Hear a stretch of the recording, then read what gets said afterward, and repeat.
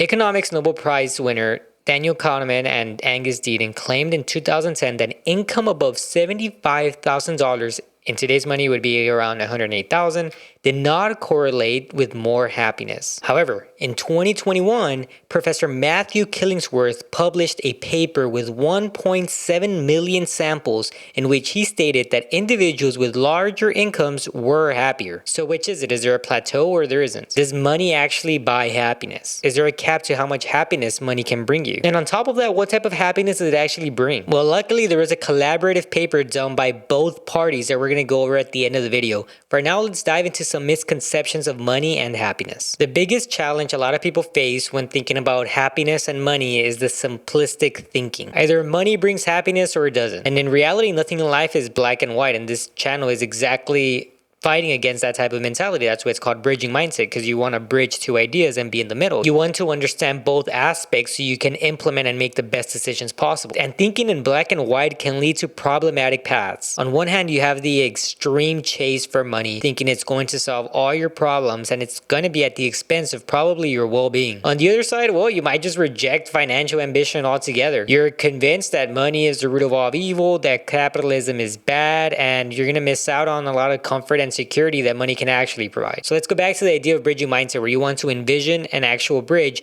and you stand as close to the center as possible. When you feel yourself overcome with one specific ideology, you feel like you're leaning too much on this side, well, start practicing or start learning or educating yourself on the other end so that you can be more centered. Now, honestly, I've mentioned before that if you're on a journey to achieve a goal, you're going to sacrifice one side of the bridge while you achieve that goal. It's understandable that there might be some qualities that you have to strengthen and you have to really focus on to get you to achieve that goal. But the closer you get to the goal, the more you should ease off and start implementing other aspects that are kind of contrary to those beliefs so you can kind of balance yourself out. And if you want to be happy, then you may need a certain amount of money, which is going to place you a little bit closer to one edge of the bridge. The trick here is to just not sit on that edge for your whole life. And the relationship between money and happiness is like a very complex dance. It's not just a simple question. Yes, money can buy happiness, but it also depends on how you use it. If you're spending your money that you're earning on things that don't align to your value or bring you joy, then no amount of wealth will ever be enough to make you happy. And it's a sad truth. You need to actually look at where your money is going and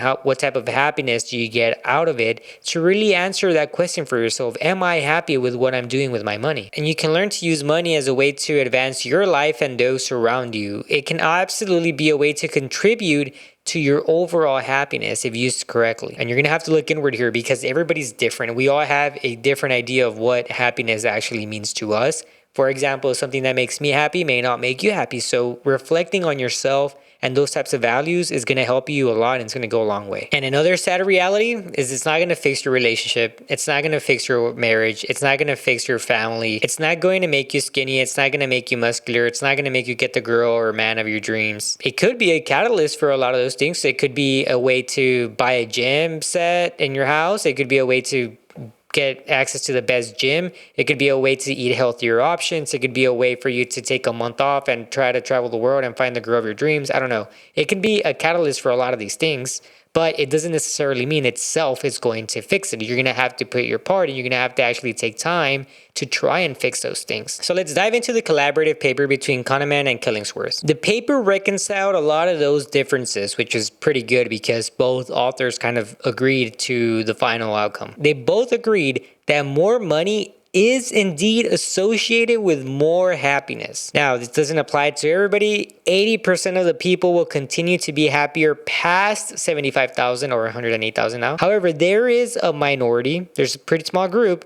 of people who do not see increased happiness past that limit. And Killingsworth said it himself, if you're rich and miserable, money's not going to help you there. But in what ways can money actually make you happy? Well, if you've ever lived paycheck to paycheck, then that may be one of the dumbest questions to ask because you're probably telling yourself, well, money gives me the luxury not to worry about next month's bills, not to worry about if I'm going to have enough money to put food on the table. I don't have to worry about all these extra things if I just had more money. It's a stress that becomes non-existent. There will be people who stress over these types of things a lot every single day. Every day that they wake up, it's probably something that's on the back of their mind. And there's people who don't have to worry about that at all. And that's a stressor removed from life. Money does provide you the comfort of not worrying about gas, groceries, or unexpected repairs. You also get the luxury of having choices. You can pick where you want to live, what kind of diet you want, what car you want to drive. These options give you not just financial liberty, but also a positive reward feeling in your brain where you actually get to purchase the things that you want, and it's stimulating. It makes you feel happy. It feels nice to have a car that you look out outside and you say, wow, I can't believe I own that car, or a house that's really nice. And you say, wow, I love my house. Those types of things are very positive for you mentally. And sure, that attachment you have to those new objects or that new house may not last forever, but it still matters. And I'll give you an example of that. The computer I built was stupid expensive.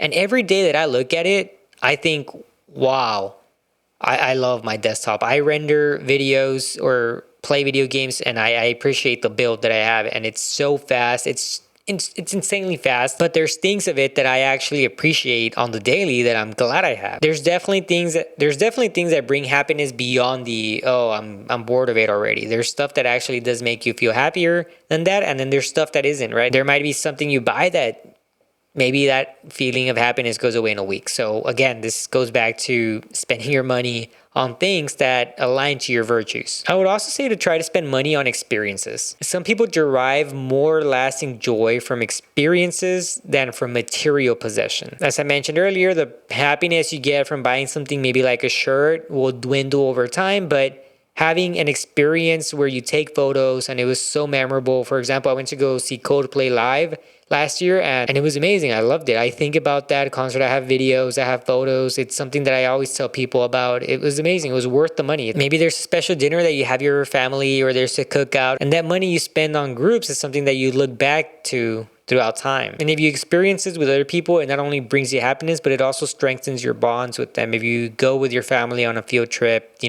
guys become closer. If you go to a Coldplay with your wife, you guys become closer. If you do these types of things, they bring happiness to you, to your partner, or to whoever you are with, and it enhances the bond you guys have. Another way that money can buy happiness is through generosity. So spending money on others, whether it's gifts, donations, maybe participations, or picking a tab for a friend, can boost your happiness level. The reason for that is when you help other people, you're not only improving your life, but also somebody else's. And it brings forth sort of a sense of fulfillment where you say, wow, I actually have this luxury to be able to invest or to be able to spend on other people. And it brings happiness to me knowing that I have that opportunity to be able to do that. If you feel that's not for you, just try it. Give some money to charity, volunteer, do some donations, see how you actually feel and the type of happiness that you get from that, if you get any at all. And one of the most overlooked ways that money can buy happiness is to buy your time back. This literally means you get help for chores that you don't like doing. You were able to buy back the time that you would have taken to do that. You don't want to mow your lawn, it's too hot outside, it takes out maybe an hour and a half, 2 hours. Well, you outsource that, you get somebody to do it. You want somebody to clean your pool, you can get somebody to do that. You want somebody to clean your house, you can get somebody to do that. You want somebody to cook food for you, you can get somebody to do that. If you have money, it's a way to buy back your time and to focus on doing tasks that you actually enjoy doing. Time is probably our most precious resource, and using money as a way to free up more of it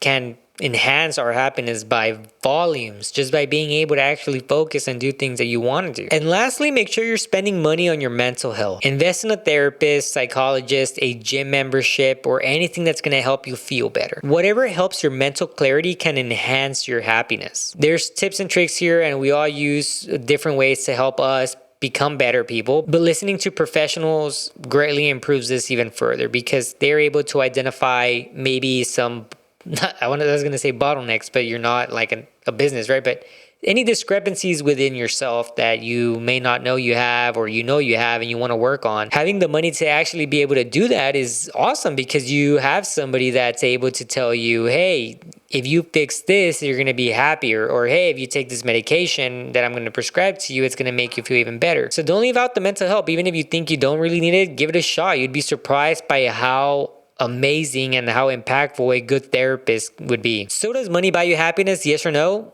Well, the answer seems to be inclined to saying yes, it does. But only when you use it wisely. By spending money on experiences, investing in others, and buying time back, you can actually transform and use those financial resources to make something last for a longer time. When you align your spending habits with your values and your priorities, you basically unlock the true potential of what it means to have wealth. And it's not just a value of dollars, it's a value of happiness. So the next time you try to make a purchase, ask yourself, is this something that is actually going to bring joy to me? If you shift your focus from accumulating just objects and things to maybe creating more meaningful experiences, you'll find that money spent wisely can indeed make you feel richer and bring more happiness to a satisfying life. And that's the kind of wealth that you can't measure in a bank account. That's it for today's video. I hope you guys enjoyed it. If you did, make sure you like, comment, and subscribe, and I'll see you in the next video. Thank you.